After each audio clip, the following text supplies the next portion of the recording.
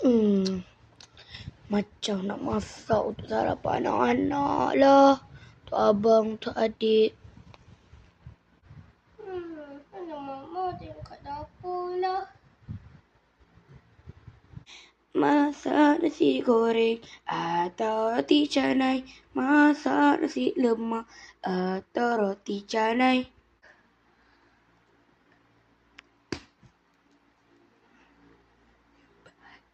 Mama buat apa ni? Oh, Mama tengah masak. Kamu nak pilih mana, adik? Saya dengar tadi ada roti canai. Nak roti canai? Saya suka roti canai. Oh, okey. Tahu kak? Awak tahu tak abang-abang nak makan apa? Saya tak tahu. Saya rasa tadi Mama nyanyi lagu ada nasi lemak tak? Mak letih mak buat roti canai je lah. Okey. Semua orang, tapi saya takut nanti abang macam mana? Jangan bising abang tengah tidur. Duduk kat meja makan tu. Okey. Sambung masak. Na. Masak roti canai dan roti canai. Na. Bagi anak teh ais. Na.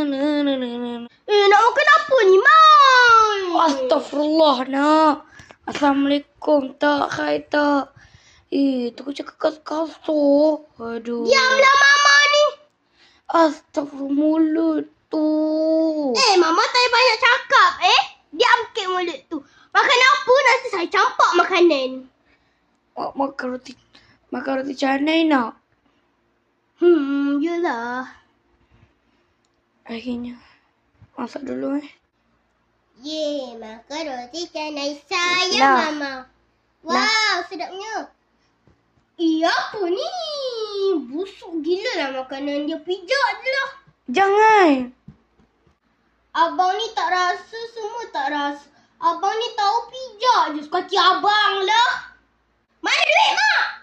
Sorry, mak tak ada duit. Bagi sekarang, tak ada alasan bagi. Aduh, nah. Tingkau. Mama tak apa. Mama kan menjual. Nak tak kita buat free? Tak ada balance. Tak apalah. Sini, kat mak peluk. Beli. Ni lah kan yang kata Ahmad kata Royal kedai bankrupt gila.